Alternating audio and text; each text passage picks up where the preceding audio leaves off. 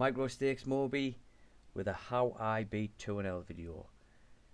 An idiot's guide to the micro stakes, some really easy to follow points, and hopefully hammer home the importance of value betting and not bluffing at these stakes. So the first thing to cover, point number one, is know your pre-flop ranges. Know what you're going to do with the cards in your hand as soon as you look at them, and know what you're going to do if certain actions happen. So if you pick up under the gun pocket aces, you're open and somebody 3-bets you, already know what you're going to do with them. Simple. I'm going to 4-bet. Ace 5 suited, pick it up in middle position, nobody's raised before me, I open it, I get 3-bet, this is my 4-bet bluff candidate, I'm going to 4-bet it. So play tight, snug ranges and know what you're going to do with your cards if certain actions take place after you've made an action. Think 2 streets ahead of your opponent and it will help you become a profitable poker player. There are poker ranges on the channel, feel free to use them, they've helped me get out of 2-L, and there's a playlist there with different strategies from 3-betting and defending your big blind, so take a look at those.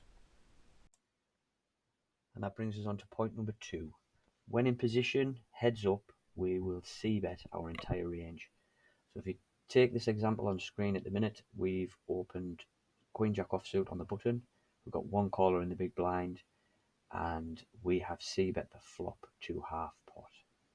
Now if this flop had come 2-5 ace, exactly the same thing, we c-bet our entire range on the flop.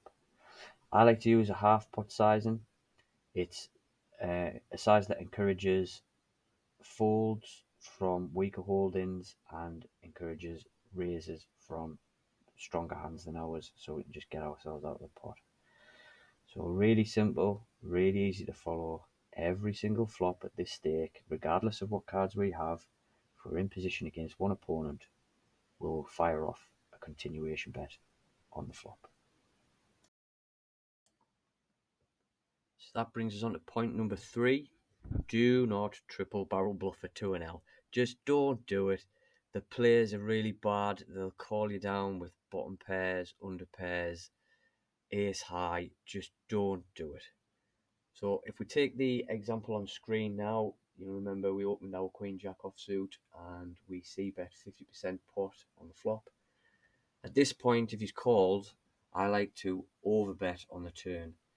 And then if the player's happy to call an overbet on the turn, it gives me enough information to think, well, he's pretty much not going to fold to any bet on the river if he's called an overbet on the turn.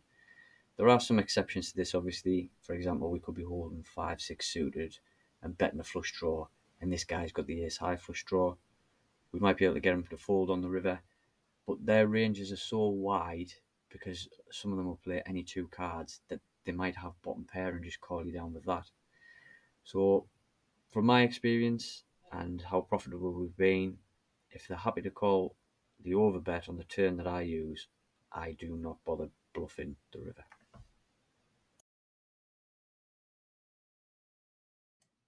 And finally, point number 4, value bet relentlessly when you think you've got the best hand.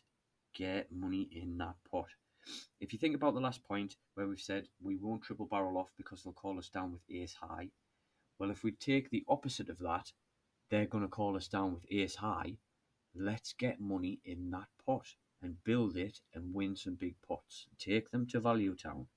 If we take the example in the background there, we've ISO'd a limp in, we've hit our top pair, we bet flop and he calls. What is he calling a flop bet with? We then bet turn quite large.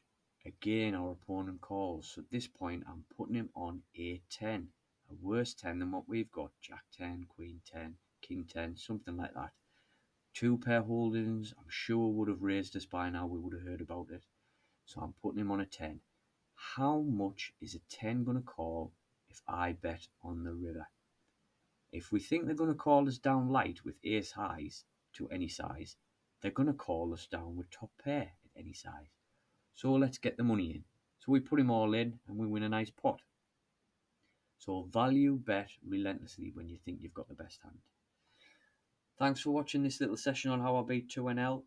There's lots of videos on the channel that will take you through the strategy I've used. The hand range charts are on the channel, and there's some hand breakdowns for you to watch and learn how I play and how I've beaten this stake.